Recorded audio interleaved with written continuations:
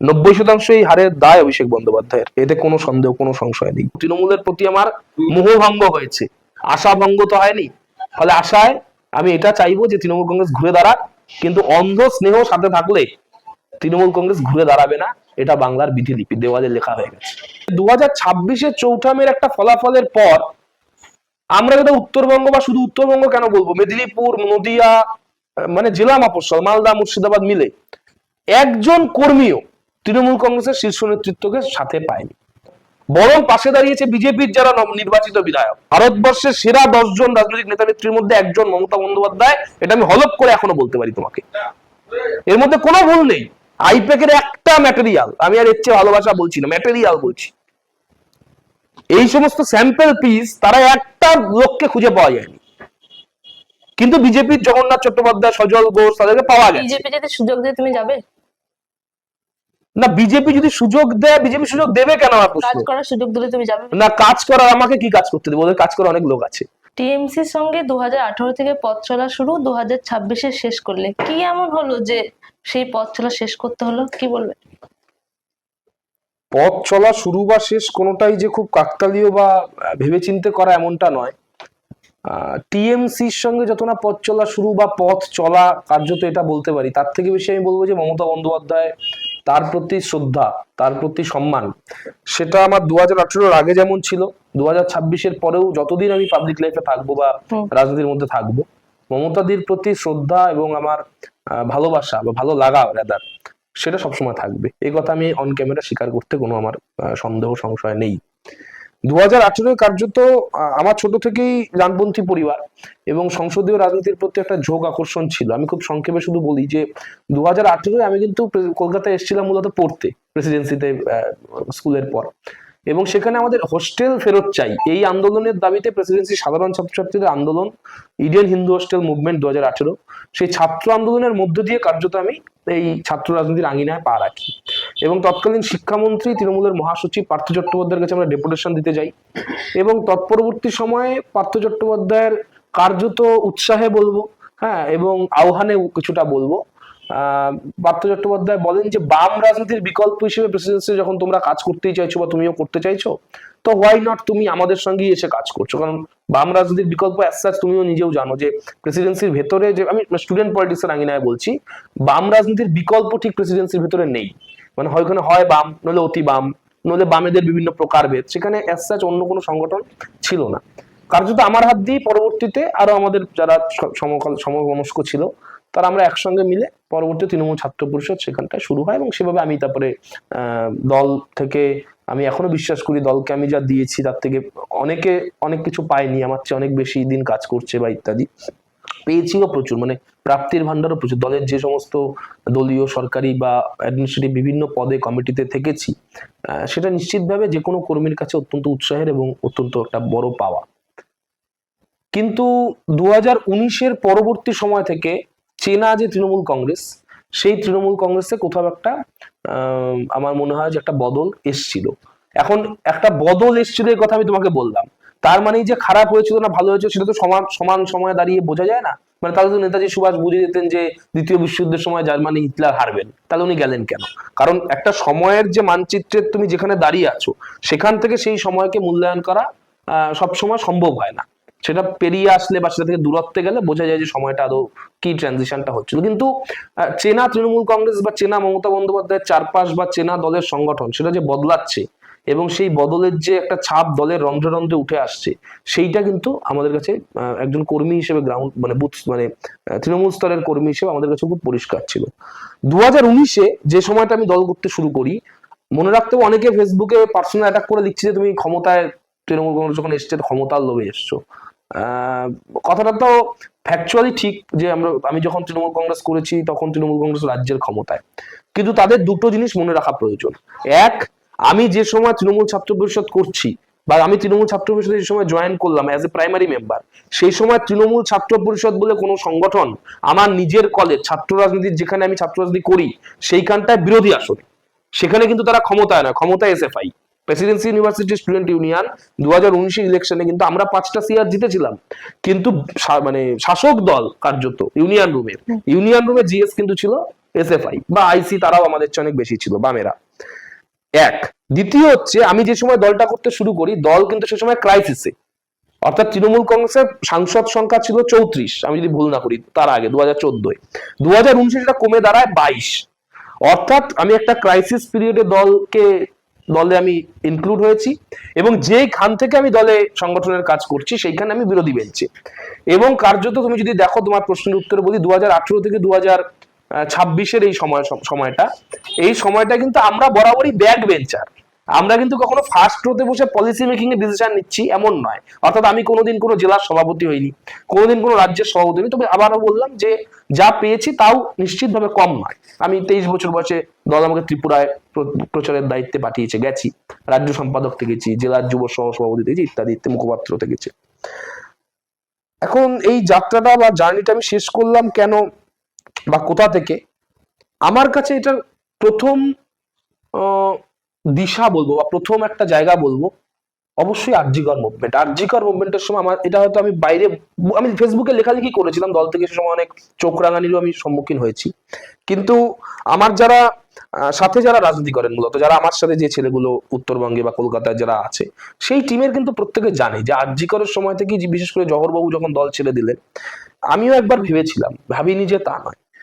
কিন্তু মমতা বন্দ্যোপাধ্যায়ের প্রতি আবেগ এবং দলের, দেখুন, সাংগঠনিক দায়িত্বে থাকলে কিছু কম্পালশনও থাকে, সেই জায়গা থেকে আমি শেষ পর্যন্ত সেই সিদ্ধান্তে থিতু হতে পারিনি। সিদ্ধান্ত আমি নিয়েছিলাম, কিন্তু সেই সিদ্ধান্তটাকে আমি ধরে রাখতে পারিনি। এটা যদি বলেন আমার ব্যর্থতা বা সমালোচনা বা ত্রুটির জায়গা, নিশ্চিতভাবে সেটা মাথা নিচু করে স্বীকারই করবো, ত্রুটিরই জায়গা। কিন্তু আমি অভয়ার বিচার চেয়েছি এবং এখনো চাই, এবং অত্যন্ত দ্রুত চাই। এই সরকারও কমিশন গঠন করেছে, আমি দেখেছি মাননীয় মুখ্যমন্ত্রী। কিন্তু কমিশন গঠনের তো মমতা দিয়েও আমাদের ওই 21শে জুলাই কমিশন, আরো কমিশন, সাইবারি কমিশন করে তার ফলাফল তো আসেনি। এটাও যেন সেই রাস্তায় না হাঁটে, আমাদের নজর থাকবে বা আশা থাকবে নতুন সরকারের কাছে। কিন্তু সেইটা ছিল একটা বুদবুদের মতো। সবচেয়ে বেশি ধাক্কা যেটা আমি পেয়েছি, যে 2026-এর এই ফলাফলের পর আমি বিশ্বাস করি, কারণ আমি কিন্তু অনেকের মতো বড় পদে আছি, কিন্তু কোনোদিন ছাত্র রাজনীতি করিনি, ভোট ফেস করিনি, তা নয়। আমি মানে গ্রামের ছেলে, আমি তো কলকাতার সোনার চামচ মুখে দিয়েছিলেন আমার পিসি বা আমার কাকা বা আমার বাবা, তো মন্ত্রী, মিনিস্টার, মুখ্যমন্ত্রী নয়। ফলে সেইখান থেকে আমি বলছি যে এইটা আমি খুব বিশ্বাস করি যে নির্বাচনে কোনো দল হারবে, কোনো দল জিতবে, এবং সেটা চেঞ্জ হতে থাকে। মানে 2006-এ তুমি দেখো সিপিএম 235 পেয়েছে, 2011-তে সিপিএম সরকার থেকে চলে গেছে। ফলে এইটা তো একটা রাজনীতি করতে হলে এটা তোমাকে মানিয়ে নিতে হবে, চলবে। ক্ষমতা চিরস্থায়ী নয়, চেয়ার চিরস্থায়ী নয়। কিন্তু যেটা খুব অবাক করা কাণ্ড, যে 2026-এ চৌঠামের একটা ফলাফলের পর আমরা যেটা উত্তরবঙ্গ, বা শুধু উত্তরবঙ্গ কেন বলবো, মেদিনীপুর, নদিয়া, মানে জেলা মফস্বল, মালদা, মুর্শিদাবাদ মিলে একজন কর্মীও তৃণমূল কংগ্রেসের শীর্ষ নেতৃত্বকে সাথে পায়নি। না ফোনে, না ক্যামাক স্ট্রিটে কন্ট্যাক্ট করে, না কাউকে একটা ফোন করে খোঁজ নেওয়া, না কোনো কর্মীদের পাশে দাঁড়ানো। বরং পাশে দাঁড়িয়েছে বিজেপির যারা নির্বাচিত বিধায়ক, বিজেপির যারা নির্বাচিত সাংসদ, বিজেপির যারা নির্বাচিত জনপ্রতিনিধি, এলাকার ব্লক সভাপতি বা ওদের কি মন্ডল সভাপতি, মোর্চার সভাপতি, তারা অনেক ক্ষেত্রে পাশে দাঁড়িয়েছে, অনেক ক্ষেত্রে দাঁড়ায়ওনি। কিন্তু তৃণমূলের কেউ দাঁড়ায়নি, এটা 100% মানে একেবারে জলের মতো কর্মীদের কাছে পরিষ্কার। তো আমার তখন মনে হচ্ছিল যে এই কথাগুলো কিছু কিছু ক্ষেত্রে মানে বলে কাউকে না কাউকে তো বলতে হবে। তা আমার মনে হচ্ছে যে এইটা right time, it is the high time. মানুষের সামনে এরকম চূড়ান্ত উদ্ধত্তের ফলাফল আজকে বাংলার মানুষের সামনে এসছে। সেই উদ্ধত্ত যে ভোটে হারার পরেও এক বিন্দু পরিবর্তন হয়নি, এক বিন্দু চেঞ্জ হয়নি। আইপ্যাকের যারা আমাদের ইনস্ট্রাকশন দিত, তারা আজকে কোথায়? আজকে ছেড়ে দিন, চৌঠা মেতে ভোট গণনা হচ্ছে, ট্রেন্ড শুধু আসছে যে তৃণমূল কংগ্রেস একটু ব্যাকফুটে। 3টের সময় থেকে আইপ্যাকের আমার জেলার যারা, আমি নাম করব না, আমার ফোন কল রেকর্ড হিস্ট্রি আছে, ফোন করে পাওয়া যাচ্ছে না কাউকে। কারণ তারা তো বেতনভুক্ত কর্মচারী। রাজনীতিতে কর্মচারী আর সহকর্মীর মধ্যে পার্থক্য আছে। আমার মনে হয় আইপ্যাক আসার পর তৃণমূল কংগ্রেস এই জায়গাটায় ভুলে গিয়েছিল। তৃণমূল কংগ্রেস আমি বলবো না, তৃণমূল কংগ্রেসে এখনো বহু নেতৃত্ব আছে, সিনিয়র নেতৃত্ব আছে, যাদেরকে আমি ব্যক্তিগতভাবে অত্যন্ত সম্মান করি, এবং তারা পোর খাওয়া রাজনীতিবিদ। তারাও বিক্ষুব্ধ, তারাও এই কথাটা বলছে। আজকে আমি বলছি, আমার কমেন্টে লোক গালাগাল দিচ্ছে, মানে দলের, আমার পুরনো দলের কর্মী, সহকর্মীরা। আমি তাদের বিনীতভাবে বলবো যে তাহলে তৃণমূল কংগ্রেসের এই মুহূর্তে বিধায়ক সংখ্যা 80। গান্ধী মূর্তির পদদেশে তৃণমূল কংগ্রেস যখন ধর্ণা ডাক দিচ্ছে, 50 জন সেখানে অনুপস্থিত। হিম্মত থাকলে তাদের গিয়ে গালাগাল দাও, তারা তো নির্বাচিত দলের প্রতীকে জেতা বিধায়ক। আজকে আমি সাসপেন্ড করতে পারিনি, কারণ আমি নিজে ইস্তফা আগে রিজাইন করেছি। আমাদের মতো আরো দুজন ছাত্র নেতা যুব নেতাদের সাসপেন্ড করেছে। আজকে জাহাঙ্গীর খান ফলতা থেকে উপনির্বাচন থেকে সরে দাঁড়িয়েছে তো সেটা দল নিন্দা করেছে, তার ব্যক্তিগত সিদ্ধান্ত, সেটা তার নিজস্ব সিদ্ধান্ত, এটা দলের মুখ পুড়েছে অনেকে বলেছে। এরকম একটা সিচুয়েশনে নির্বাচন থেকে নিজেকে উইথড্র করে নেওয়া, ডায়মন্ড হারবার মডেল ফেল করেছে একজনের জন্য, জাহাঙ্গীর খানের জন্য, অনেকেই বলেছে, কুণাল দাও দেখলাম বলেছে। তাহলে আমার প্রশ্ন আজকে তোমাদের এই পোর্টালের মাধ্যমে, দলের একটা এখনো তো শৃঙ্খলা রক্ষা কমিটি আছে, ডিসিপ্লিনারি অ্যাকশন কমিটি আছে, তাতে কারা আছে এই মুহূর্তে? আমি তো ঠিক চন্দ্রিমাদি তো আছে, আমি মনে আছে, আরো অনেক আছে। তাদের তাহলে হিম্মত নেই যে জাহাঙ্গীর খানকে দল থেকে 6 বছরের জন্য সাসপেন্ড করে? সাসপেন্ড ছেড়ে দাও, একটা শোকজ লেটার করেছে জাহাঙ্গীর খানের নামে তৃণমূল কংগ্রেস, সর্বভারতীয় তৃণমূল কংগ্রেস, তার সর্বভারতীয় সাধারণ সম্পাদক, সর্বভারতীয় অফিস বা সর্বভারতীয় যে সমস্ত কমিটিগুলো আছে। কেন করতে পারেনি? কারণ দলটা কার্যত শেষ 3 বছর 2 বছর 21-এর পরবর্তী সময় এই জাহাঙ্গীর খানরাই চালিয়েছে। চন্দ্রিমা ভট্টাচার্য, ফিরহাদ হাকিমদের সাহস নেই আজকের দিন অব্দি নেই যে জাহাঙ্গীর খানকে সাসপেন্ড করে, জাহাঙ্গীর খানকে একটা শোকজ লেটার করে। আমি ভুল হতে পারি, আমাকে গালাগাল দেওয়া খুব সহজ, আমি তো সফট টার্গেট, কিন্তু তৃণমূল কংগ্রেস কিন্তু মানুষের সামনে এটা প্রমাণ করতে হবে যে তৃণমূল কংগ্রেসের নেতা কর্মী বা তৃণমূল কংগ্রেসের মেইন স্ট্রিমটা ফিরহাদ হাকিম, চন্দ্রিমা ভট্টাচার্য নাই, জাহাঙ্গীর খান নয়। তো এটা প্রমাণ করতে হবে জাহাঙ্গীর খানদের শোকজ করিয়ে। তো এখনো তো সময় আছে, আরো আগামী 24 ঘন্টা। আমি তো আপনাদের মাধ্যমে বলছি, হিম্মত থাকলে, মানে তৃণমূল কংগ্রেসের যদি সামর্থ্য থাকে এখনো, যদি একটা রাজনৈতিক দল হিসেবে তার সবটাই ভাড়াটে সংস্থা যাতে বিক্রি না হয়ে যায়, তাহলে জাহাঙ্গীর খানকে শোকজ করুক। এটা তো দলই বলছে, আমি তো কোট আন কোট বলছি, দল বলছে আমাদের মুখ পুড়েছে, দল বলছে জাহাঙ্গীর খান একটা ব্যক্তিগত আমার দলীয় সিদ্ধান্ত নয়, তাহলে আমি শোকজ করবো না কেন? দলের ব্যক্তিগত কথা এত প্রেসের সামনে তুমি বলছো, আগে বলনি। মানে প্রবাদে আছে যে হাতি কাদায় পড়লে সবাই লাথি মারে, তাহলে কি রিজত সুপ্রিয় সবাই একই দিকে এগোচ্ছে? না, আমি কাদায় নেই, আমি তো দেখছি পরিষ্কার জায়গায় দাঁড়িয়েছি, তুমিও দাঁড়িয়ে আছো। আর তৃণমূল কংগ্রেস দল পড়েছে না, তৃণমূল কংগ্রেস হাতি হতে যাবে কেন? তৃণমূল কংগ্রেস ডাইনোসর হতে পারে বা ম্যামথ হতে পারে। এখন ডাইনোসর কিন্তু তার ঔদ্ধত্যে তা সে অভিযোজিত হবে না। আমি তো মানে প্রেসিডেন্সির ছাত্র সেই হিসেবে বলছি, মানে ডাইনোসর পৃথিবী থেকে চলে গেল কেন? আরশোলা কিন্তু এখনো আছে, আমরা আরশোলা, ককরোচ না কি বলছে ট্রেন্ড। এখন তৃণমূল কংগ্রেস বা ডাইনোসর তুমি যদি বলো, হাতি না বলে, বা ম্যামথ আগের মতো। এখন এই ম্যামথ বা ডাইনোসর পৃথিবী থেকে চলে গেছে, ডারউইন বলছে যে একটাই কারণে, সে অভিযোজিত হতে পারেনি, বদলের সাথে খাপ খাওয়াতে পারেনি। মানুষ চাইছে না বহিরাগত শুনতে। আমি দলের ভেতর বারবার বলে এসেছি, বাঙালি অবাঙালি যে আমার সাথে যারা বসেছিল, এই যে আছে এই অফিসেও যারা, অনেকের মধ্যে অবাঙালি আছে। এখন দল থেকে যখন আমি মাইক থেকে বলছি যে না, অবাঙালি মানে বহিরাগত গুটখাখোর, মারোয়ারিকে বলছি মেরো, গুজরাটিকে বলছি গুজ্জু, তখন ভবানীপুরে যাওয়া তাই হয়েছে। নাহলে মমতাদির মতো নেত্রী, আমি এখনো বলছি, আমি বিশ্বাস করি আজ এবং রাজনীতির শেষ দিন পর্যন্ত বিশ্বাস করব যে ভারতবর্ষের সেরা 10 জন রাজনৈতিক নেতা নেত্রীর মধ্যে একজন মমতা বন্দ্যোপাধ্যায়, এটা আমি হলফ করে এখনো বলতে পারি তোমাকে, এর মধ্যে কোনো ভুল নেই। নতুন নির্বাচিত মুখ্যমন্ত্রী, বিজেপির যারা টপ নেতৃত্ব, যারা টপ মানে বড় স্ট্যাচারের নেতা, তারাও এই কথা স্বীকার করবেন। সিঙ্গুর আন্দোলনে রাজনাথ সিং নিজে এসছেন, সিপিএমও বিমানবাবুরা স্বীকার করবেন এই কথা। কিন্তু আমি তোমাকে বলছি যে এখানে হাতি বা কাদার উপমাটা বা অনুষঙ্গটা ঠিক নয়।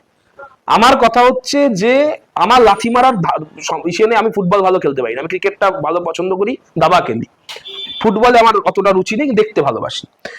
কথা হচ্ছে যে এখানে হাতি কাদার ব্যাপার নয়, ব্যাপার হচ্ছে যে ঔদ্ধত্যের। এবং এখন আর বিষয়টা আরেকটা উত্তর দেওয়া যায়, ধরো তুমি হচ্ছে পিপিএন বাংলায় আছো, তা তুমি যতক্ষণ পিপিএন বাংলা চাকরি করছো বা কাজ করছো, তুমি কি পিপিএন বাংলা সিইওর বিরুদ্ধে কিছু বলবে ক্যামেরায়? এটা তো ওয়ার্ক এথিক্স, এটা সময়ের অ্যাডভান্টেজ নয়, টাইম ডিউ অ্যাডভান্টেজ নয়, এটা হচ্ছে তোমার ওয়ার্ক এথিক্স। তোমার পিপিএন বাংলায় তুমি কাজ করছো, তোমার যদি কোনো অসুবিধা হয় বা তোমার যদি কোনো বলার থাকে, তোমার কাছে সুবিধাটা কখন বা জায়গাটা কিভাবে এথিক্যাল গ্রাউন্ডে তুমি দাঁড়িয়ে নীতিনিষ্ঠভাবে কাজটা কখন করতে পারবে, যখন তুমি পিপিএন বাংলা ছেড়ে দিচ্ছ। ছেড়ে দিয়ে তুমি অন্য হাউসে জয়েন করছো বা করছো না, তুমি বলছো যে পিপিএন বাংলা আমার সাথে এই হয়েছে ওই হয়েছে, আমার এই ব্যাপার, তাদের হাউস বোর্ড পলিসি নিয়ে আমার এই সমস্যা আছে। তুমি আমি অ্যাজ এ এবং তৃণমূল কংগ্রেস ব্যক্তি মালিকানাধীন দল, এবং সেটা জেনেই তো আমরা এসেছিলাম। এখানে তো একটা পোস্ট, বাকি সব ল্যাম্প পোস্ট, তো এখানে তো ল্যাম্প পোস্টের মধ্যে এটা আমরা গৌরবের সাথে বলতাম। আমার পুরনো বক্তব্য দেখো, আমি তো সব জায়গায় বলছি মমতা দিয়ে এখানে একমাত্র রেসপন্সিবিলিটি। আমি কখন আমার বক্তৃতা যুবরাজ সেনাপতি এসব বলিনি। অভিষেক বন্দ্যোপাধ্যায়কে আমি দাদা বলেছি, ব্যক্তিগত সম্পর্ক অত্যন্ত ভালো, স্নেহ পেয়েছি। আমি এখনো যখন অভিষেক বন্দ্যোপাধ্যায় বাড়ির সামনে উজ্জ্বতি হচ্ছে, আমি অভিষেক বন্দ্যোপাধ্যায়কে পলিসি নিয়ে 190 বার আক্রমণ করেছি বিভিন্ন পোর্টে, তোমরা দেখেছো। কিন্তু আমি তা বারবার প্রতিটা আহ্বান করেছি যে এই জিনিসটাকেও সরকারের উচিত বন্ধ হওয়া উচিত। অভিষেকদার বাড়িতে দুটো ছেলে মেয়ে আছে, বা আয়াংশ আছে, একদম ছোট আয়াংশ, আর আজানিয়া আর একটু বড়, কিন্তু দুজনেই ছোট। তাদের মনস্তত্ত্বের উপর তাদের ট্রমা হতে পারে, ছোট একদম ছোট ভাই, আমারও বাড়িতে বোন আছে। তাহলে বাড়ির সামনে গিয়ে কোনো এটাও সুস্থ রাজনীতির পরিচয় নয় যে বাড়ির সামনে গিয়ে হুজ্জতি বা ইত্যাদি। কিন্তু একনায়কতান্ত্রিক, আমি ইতিহাসের ছাত্র, একনায়কতান্ত্রিক সরকারের যেখানে যখন পতন হয়েছে এই ঘটনা কিন্তু দেখা গেছে। তুমি গাদ্দাফি সরকারের উদাহরণ দেখো, গাদ্দাফি সরকারের ক্ষেত্রেও ইরাকে কিন্তু এটা হয়েছে। বাংলাদেশে তুমি খুব সাম্প্রতিক তোমাদের মনে থাকবে 2024 হাসিনা সরকারের পতনের পর হাসিনার ওখানে সাধারণ মানুষ ঢুকে গিয়ে করছে। আমি এবার হাসিনা গাদ্দাফির সঙ্গে অভিষেক বন্দ্যোপাধ্যায়ের তুলনা করছি না, ওরা হচ্ছে রাষ্ট্রনায়ক একটা, উনি সর্বভারতীয়, দলটা সর্বভারতীয় নয় কিন্তু উনি মানে বলেন আর কি, বা দল বলে। এখন আমি ব্যক্তিগতভাবে নিশ্চিতভাবে ওনার উন্নতি সুস্থতাই কামনা করবো, আমার সাথে ব্যক্তিগত ব্যাপার কোনো। বিজেপির সাথে কথা হয়েছে তোমার? না, আমার সাথে বিজেপি কথা বলবে কেন? বিজেপি খুব ব্যস্ত এখন, বিজেপির 206টা এমএলএ, কি মনে করছো 3 মাস পর বলতে যে 3 মাস পর্যন্ত কাউকে নেই? আমার কোনো অপেক্ষা নেই। আমার দেখো এখানে কোনো নোটিফিকেশন আমি সেট করে অ্যালার্ম রাখিনি যে 3 মাস পর অ্যালার্ম বেজে উঠবে, আমার কোনো অ্যালার্ম নেই। আমার কথা হচ্ছে এইটা অনেকের একটা বক্তব্য যে তুমি এইসব বলছো বিজেপিতে যাও, জানে ভাই তাহলে কি আমি বলতে পারবো না? এরপর তো এরা এরকম বলবে যে যে আমি ধরো যদি একটা বিজেপি যদি কিছু ভালো করে, যেরকম আমি একটা লিখেছিলাম যে এই, যেটা তোমাকে আজকে ইন্টারভিউ প্রথমে বললাম যে চৌঠামের পর একটা তৃণমূলের নেতা যারা এই সাউথ কলকাতা থেকে গিয়ে জলপাইগুড়িতে কোচবিহারে গিয়ে জ্ঞান দিত, আইপ্যাকের একটা ম্যাটেরিয়াল, আমি আর এর চেয়ে ভালোবাসা বলছি না, ম্যাটেরিয়াল বলছি, এই সমস্ত স্যাম্পল পিস তারা একটা লোককে খুঁজে পাওয়া যায়নি। কিন্তু বিজেপির জগন্নাথ চট্টোপাধ্যায়, সজল ঘোষ, তাদেরকে পাওয়া গেছে। বিজেপি যদি সুযোগ দেয় তুমি যাবে না, বিজেপি যদি সুযোগ দেয়, বিজেপি সুযোগ দেবে কেন? আমার প্রশ্ন। কাজ করার সুযোগ দিলে তুমি যাবে না, কাজ করার আমাকে কি কাজ করতে দেবে? ওদের কাজ করার অনেক লোক আছে। আমি খুশি হব যদি বিজেপি কিছু কিছু ক্ষেত্রে কাজ করে, যেটা আমি বারবার করে বলেছি। আমাদের আমি প্রথম কথা যে কথা বলছি যে উত্তরবঙ্গে কাজ করার জন্য, উত্তরবঙ্গের ভালোর জন্য আমি রাজনীতি এসেছিলাম। মানে আমি উত্তরবঙ্গে একা ভালো করে দেবো এই ব্যাপার না, কিন্তু উত্তরবঙ্গে ভালোতে আমি যদি একটা কাঠবিড়ালির মতো কিছু কাজ করতে পারি এই লক্ষ্য নিয়ে। উত্তরবঙ্গ বিজেপিকে উত্তরবঙ্গের মানুষ রায় দিয়েছে একেবারে মানে পুরো গেরুয়া, পুরো বিজেপি, তাই তো? এখন বিজেপির কাছে তাই উত্তরবঙ্গের ঋণও অনেক বেশি। বিজেপিকে এই পরীক্ষা পাশ করতে হবে। আমি যাওয়া না যাওয়া সেকেন্ডারি, আমি যাওয়া না যাওয়াতে বিজেপি কি যায় আসে? ধরো তোমার ওজন আমি ধরে নিচ্ছি এক্স কেজি, তার মধ্যে তোমার যদি একটা ধুলো তোমার গায়ে বসে, তো এক্স কেজি কি X+1 হয়ে যাবে? হবে না, এটা নেগলিজিবল। সুপ্রিয় চন্দ্র এরা সব নেগলিজিবল। আমি তো জনপ্রতিনিধি নই, নির্বাচিত নই ইত্যাদি। কিন্তু উত্তরবঙ্গের মানুষের যে ঋণ সেটা নেগলিজিবল নয়, বরং সেটাই মূল ওজনের আধার বিজেপির ক্ষেত্রে। মাননীয় মুখ্যমন্ত্রী তিনি নতুন, আমাদেরই দলে আগে ছিলেন, আমরা তো খুশি যে একই দল থেকে দীর্ঘদিন তিনি করেছেন, একই রাজনৈতিক ফ্র্যাটার্নিটির অংশ, পরবর্তীতে নিশ্চিতভাবে তার রাজনৈতিক পথ আলাদা হয়েছে। তিনি আজকে বাংলার মুখ্যমন্ত্রী এবং তিনি বলেছেন যে উত্তরবঙ্গের জন্য তিনি কাজ করবেন। কিন্তু কাজ কিন্তু মমতা দিও কিছু কিছু ক্ষেত্রে চেষ্টা করেছিলেন, শুধু উত্তরকন্যা করেছিলেন, কিন্তু পরবর্তীতে সেই উত্তরকন্যা কোনো কাজ হতো না। সুপার স্পেশালিটি হসপিটাল উত্তরবঙ্গের একাধিক জেলায় মমতা দিও করেছেন, কিন্তু সেখানে বিল্ডিং ছিল, কোনো ইনফ্রাস্ট্রাকচার পরবর্তীতে হয়নি। ফলে আমি চাইবো যে প্রতিশ্রুতি বিজেপি দিয়েছে আইআইটি থেকে, এইমস থেকে, উত্তরবঙ্গের মানুষের জন্য নতুন নতুন কাজ, নিশীথ প্রামাণিক আমাদের অভিজ্ঞ অনেক দিনের, সেও তৃণমূল করতো আগে, হ্যাঁ কোচবিহারে বিট্টু দাও আগে আমাদের দলেরই যুব সভাপতি ছিল, এখন স্বরাষ্ট্র প্রতিমন্ত্রী হয়ে রাজ্যের ক্রীড়ামন্ত্রী, তিনিও আগামী দিন স্টেডিয়ামে যদি কাজ করতে পারেন, ভালো কাজ করেন। বেহাল দশা হলো টিএমসির, কি মনে করছো অভিষেক বন্দ্যোপাধ্যায়ের জন্য কি হলো? কারণ কি সমস্ত 90% 90% এই হারের দায় অভিষেক বন্দ্যোপাধ্যায়ের, এতে কোনো সন্দেহ, কোনো সংশয় নেই। এবং অভিষেক বন্দ্যোপাধ্যায়ের সঙ্গে জড়িত যাদের ঔদ্ধত্যে, আমাদের মতো বললে তুমি বলবে বা তোমরা বলবে যে আমি ব্যক্তিগত কথা বলছি, তা আমি তাহলে উল্টো করে বলি যে তাপস রায়দের মতো প্রতিভাকে, সজল ঘোষদের মতো প্রতিভাকে কর্নার করা হয়েছে, নিশীথ প্রামাণিকদের মতো প্রতিভাকে কর্নার, এরা তো সবাই দলটাই করতে চেয়েছিল। তাপস রায় তো তৃণমূল ছাড়বে বলে তৃণমূল কংগ্রেস এতগুলো বছর দেয়নি। সজল ঘোষ তো রাজনীতি ছেড়ে দেবে বলে সিটি কলেজে অতদিন ধরে সংগ্রাম করেনি। কিন্তু সেই সজল ঘোষের বাড়ি যখন 21 সালে টিএমসি জিতেছিল, সেই সজল ঘোষের দরজা ভেঙে সজল ঘোষের পুলিশে করেছে, তাপস রায়কে মন্ত্রী করেনি। মন্ত্রিসভায় জায়গা, অনেকে বলছে তো সুপ্রিয় চন্দ্র যদি রাজ্য সভাপতি হতো ছাত্র পরিষদের, তাহলে কি সুপ্রিয় চন্দ্র খুশি হয়ে যেত? খুশি হয়ে যেত কি দুঃখী হয়ে যেত পরের কথা, কিন্তু কাজ করার জায়গা তো পেতো। আমি তো আবারও বলছি, আমরা তো ব্যাক বেঞ্চার, ঋতব্রত ঠিক কথা বলেছে, বলেছিল ঋতব্রত। দলের সাথে কথা বলেছিল টিএমসির সাথে যে এগুলো ঠিক হচ্ছে না বা ভুল হচ্ছে? কথা তো একমুখী, ফ্যাসিস্ট বা একনায়কতান্ত্রিক যখন কোনো মানসিকতা একটা জায়গায় থাবা বসায়, তখন সেখানে কোনো কথা দ্বিমুখী হয় না, মানে ডায়ালগে যায় না, মনোলগ হয়। তুমি এটা করে দাও, অমুক জায়গায় বাঁকুড়ায় প্রোগ্রাম আছে, তুমি শালবনীতে চলে যাও, কোচবিহারে কালকে প্রোগ্রাম, দিনাটায় চলে যাও। তোমার বন্ধু তো অঙ্কন বিজেপিতে আছে, মেসেজ করেছো যে কোনো ভাবে? হ্যাঁ, আমি কনগ্রাচুলেশন জানিয়েছি, শুভজিৎ দাকেও জানিয়েছি, ওরাও দমকলে জিতেছে। প্রেসিডেন্সির আমাদের ফ্রেন্ডারিটি, আমি ছাত্র রাজনীতি করেছি 2018 থেকে 2021 আমি গ্রাজুয়েশন, 23 পোস্ট গ্রাজুয়েশন পাস করেছি। প্রেসিডেন্সির ভেতরে আমি চাইবো এটা ওরাও শুনুক, ওরাও বলবে, নিশ্চয়ই একমত হবে। প্রেসিডেন্সির ভেতরে আমরা ডেমোক্রেটিক পরিসর এবং আলোচনা, আড্ডা এবং ব্যক্তি জীবন, তার সঙ্গে রাজনীতির সংকীর্ণতাকে কখনো মেলাইনি। সেটা আমার সঙ্গে নকশালরাও, যেরকম আমার অনেক দাদা, প্রিয় দাদারা আছে নকশাল মতাদর্শের, অনেকে বিজেপির আছে, RSS এর আছে, অনেকে CPM এর আছে, আমরা ডানপন্থী জাতীয়তাবাদী রাজনীতি করেছি, কোনো তাতে কোনো বিজেপির সমস্যা এত নেই। গুণগান গাইছো, কিন্তু হাওড়া থেকে দেখছি শিয়ালদাতে হকার উচ্ছেদ করা হচ্ছে, কি বলবো? গরিব মানুষের পেটে লাথি মারছে। না, হকার উচ্ছেদটা বিষয় নয় এখানে, এখানে হচ্ছে তোমাকে পরিকল্পিত নগরায়নকে দেখতে হবে। বিজেপির গুণগান আমি কোথায় গেলাম? আমি এতক্ষণ ধরে বললাম বিজেপিকে কোথাও গুণগান করেছি কি? আমি তো গান গাইতে পারি না, ফলে কিছু গুণ থাকলে গুণ বলতে পারি, দোষ থাকলে দোষও বলবো, কিন্তু গুণগান বা কি বলবো হকার নিয়ে, দোষের, কি বলবো? দেখুন হকার ব্যাপারটা যে হয়েছে সেটা কিন্তু আজকের সমস্যা নয়। অপারেশন সানশাইন তোমার মনে আছে, বামফ্রন্ট আমলে মমতা বন্দ্যোপাধ্যায় লাস্ট মিটিং এ সুজিত বসু, কৃষ্ণা চট্টোপাধ্যায়, আমাদের বিধাননগরের মেয়র কৃষ্ণা চক্রবর্তী, কৃষ্ণাদি সুজিত দ্বারা উপস্থিত ছিলেন নবান্নে। সেই সভাগারেও হকার পুনর্বাসন এবং হকার উচ্ছেদ এবং বেআইনি ভাবে বা অবৈধ যে হকারের যে জায়গাটা, সেই জায়গাটাকেও মাননীয় মুখ্যমন্ত্রী পূর্বতন তিনিও কিন্তু নবান্নের সভাগারে অ্যাড্রেস করেছেন। অপারেশন সানশাইন হয়েছে বামফ্রন্ট আমলে, আজকে সেই প্রসেসটা ক্যারি ফরওয়ার্ড হচ্ছে এবং বিজেপির নিজস্ব আঙ্গিক আছে। বিজেপি চাইছে যে তাদের নগরায়ন এবং তাদের পৌর নগরায়নের মন্ত্রী অগ্নিমিত্রা পাল বা শুভেন্দু অধিকারী মুখ্যমন্ত্রী হিসেবে তারা হয়তো চাইছেন যে সেই জায়গাটাকে একটা স্ট্রাকচারাল ফরমেশন করতে, আরবানাইজেশনের ক্ষেত্রে, নগরায়নের ক্ষেত্রে। ফলে সেই জায়গাগুলো তারা তাদের মতো করে আমাদের সময় দিতে হবে। একটা সরকারের ব্যাপারে তার গুণগান করার জন্য বা দোষের কবিতা বলার জন্য 16 দিন আমি মনে করি যথেষ্ট নয়। নিশ্চিতভাবে ফলো আপ থাকবে।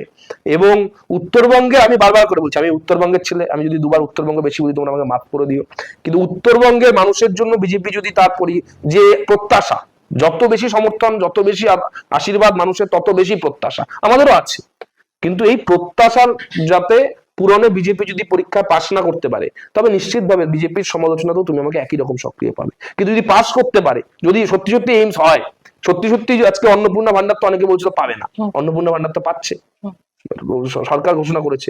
কিছুদিন আগে অব্দি বলা হয়েছে যে বাংলা অবাঙালিরা গুটখাখোর, আজকে গুটখাখোর যারা বলছে তাদের জেল কেটে এসছে। আমি কোনোদিন গুটখাখোর কোনো বাঙালি সমাজে বলিনি। আমার সাথে আজ থেকে প্রায় 3.5 বছর আগে থেকে রাষ্ট্রীয় বিহারী সমাজ, কলকাতার বড় সংগঠন, আমার সঙ্গে খুব ভালো সঙ্গে, আমরা তো গেছি, কখনো মমতাদিকে ইনভাইট করেছে, কখনো তো মনে হয়নি তখন যাওয়া গিয়ে ফিতে কাটার জন্য, এরা সব গুটখাখোর, এরা গুজ্জু। এই কালচারটা তো মমতাদি নয়, আমি বারবার বলছি, এই কালচারটা ইম্পোর্টেড কালচার। এবং এটা কারা ইম্পোর্ট করলো দলে, কাদের বুদ্ধিতে করলো এবং কারা সেটাকে এন্ডোর্স করলো, মমতাদিকে বোঝালো। এরা জ্যান্ত দলকে কার্যত গলা টিপে হত্যা করার মতো কাজ কারা করলো? আমি বর্ষিয়ান তৃণমূল কংগ্রেসের নেতা নই, কর্মী নই, কিন্তু 2018 থেকে 2026-এর মধ্যে তো ট্রানজিশন বা চেঞ্জটা আমি দেখেছি। কে আইপ্যাকের লুধিয়ানার একটা ছেলে, চেন্নাইয়ের একটা ছেলে 80টা পেয়েছিল, আর আগে যখন 21-এ দেখেছিলাম বিজেপি 77টা পেয়েছিল, কিন্তু ওদের তো নেতা কর্মীরা কেউ দল ছেড়ে যায়নি, কিন্তু তোমরা ছোট বড় মেজর সব দল ছাড়ার জন্য এগিয়ে পড়ছো। আমার কথা, ওরা যখন 77 পেয়েছিল তখন ওদের কর্মীরা, তখন ওদের নেতৃত্বরা, তারা কিন্তু তাদের টপ লিডারশিপকে পাশে পেয়েছিল। তোমরা সাক্ষী, তা সংবাদ মাধ্যম বাংলার সাক্ষী। আজকে জায়গায় জায়গায়, আমি নাম করবো না, লজ্জা দেবো না কাউকে, প্রত্যেকেই পুরনো দলের সহকর্মী, কেউ বন্ধু, কেউ দাদা, কেউ নেতা, তাই তো? একটা জায়গায় দল শীর্ষ নেতৃত্ব কাউকে পাশে পায়নি, ঘরে বসে বৈঠক করছি সর্বভারতীয় সাধারণ সম্পাদক। 2019-এর পর তো তৃণমূল কংগ্রেস মানে ব্যাক ফুটে ছিল, যে সময়ের কথা আমি তোমাকে বললাম, 34 থেকে 22-এ আসন নেমে গেছিল লোকসভার। কিন্তু শুভেন্দু অধিকারী, পার্থ চট্টোপাধ্যায়, ফিরহাদ হাকিম মালদা মুর্শিদাবাদ দায়িত্বে ছিলেন, অরূপ বিশ্বাস আলিপুরদুয়ার জলপাইগুড়ির দায়িত্বে ছিলেন। এই জায়গাগুলো যেগুলো নাম বললাম, এগুলো তো বিজেপি জিতেছিল, কিন্তু এই শীর্ষ নেতৃত্বটা জেলা অবজারভার হিসেবে সেখানে গিয়ে মিটিং করেছে, রিভিউ মিটিং করেছে, আমি ছিলাম জলপাইগুড়ি মিটিং এ। তাহলে আজকে আমার যে জায়গাগুলো আমি হেরেছি, কেন আজকে সর্বভারতীয় সাধারণ সম্পাদক বা তার যারা অত্যন্ত ঘনিষ্ঠ, সোনার চামচ রূপোর চামচ মুখে দেওয়া যে নেতারা, ছাত্র পরিষদের সভাপতি এখনো যিনি বহাল আছেন, এবার ক্যান্ডিডেট ছিলেন, ITSL এর সভাপতি আমার বন্ধু প্রতিম অত্যন্ত কাছের, যুব সংগঠনের সভাপতি, সাংসদ এই মুহূর্তে, ট্রেড ইউনিয়নের সভাপতি, বিজয়ী বিধায়ক, এই বিভিন্ন যারা অত্যন্ত ক্লোজ ডোর প্যালেস পলিটিক্স এর মাধ্যমে অভিষেক বন্দ্যোপাধ্যায় যাদেরকে তুলে এনেছে, আমাদের তো তোলেননি, আমাদের মমতা দি তুলেছেন, চোখে পড়ে গেছিলাম বলে তুলে দিয়েছেন। অভিষেক বন্দ্যোপাধ্যায়ের সাথে থাকা লোকরা সবসময় চেষ্টা করেছে নামাতে, কর্নার করতে, সজলদাকে করেছে, সজলদাকে বিজেপি কার্যত দাগিয়ে দিয়ে দল থেকে ঠেলে বার করে দিয়ে দেওয়া হয়েছে, আমি তো দেখেছি সেই সময়টা। তাপস রায়ের ক্ষেত্রে তো সেই কথা হয়েছে। ফলে আমি বলছি বিজেপির গুণগান বা তৃণমূলের দোষের কবিতাটা ইম্পর্টেন্ট কথা নয়, ইম্পর্টেন্ট কথা হচ্ছে যে কর্মীরা নেতাদের পাশে পাচ্ছে না। তারপর কিছু কর্মীরা সেটা কথাটা জনসমক্ষে এসে বলছে, বলার সাহস দেখাচ্ছে, কিছু কর্মীরা সেই কথাটাকে সমর্থন করছে, হয় কমেন্ট বক্সে নইলে মেসেঞ্জারের ভেতরে। আমি এখনো বলছি, আমার এই কথাগুলো কমেন্ট যদি 200 লোক 200 তৃণমূল কংগ্রেসের কর্মীরা মনে আঘাত পেয়ে থাকে, আমি তাদের কাছে হাত জোর করে ক্ষমা প্রার্থী, দুঃখিত। কিন্তু আপনারাও জেনে রেখে দিন, আপনারা 200 জন হলে আমি আপনাদের ভাববার জন্য অনুরোধ করব, আর 2000 লোক কম করে 2000 ছাত্র যুব তৃণমূল ছাত্র পরিষদ তৃণমূল যুব কংগ্রেসের কর্মীরা, তারা কিন্তু মেসেঞ্জারে হয়তো রাতের অন্ধকারে অথবা বিকেলের অপরাহ্নে তারা কিন্তু হোয়াটসঅ্যাপে মেসেঞ্জারে কথাটা সমর্থনই জানাচ্ছে। ফলে আমি মমতাদিকে বলবো, মমতাদি অনেক বড় নেত্রী, আমি সবসময় শ্রদ্ধা সম্মান থাকবে, আমার প্রণাম জানবেন, কিন্তু অন্ধ স্নেহ, দেখুন তৃণমূলের প্রতি আমার মোহভঙ্গ হয়েছে, আশাভঙ্গ তো হয়নি। ফলে আশায় আমি এটা চাইবো যে তৃণমূল কংগ্রেস ঘুরে দাঁড়াক, কিন্তু অন্ধ স্নেহ সাথে থাকলে তৃণমূল কংগ্রেস ঘুরে দাঁড়াবে না, এটা বাংলার বিধিলিপি, দেওয়ালে লেখা হয়ে গেছে।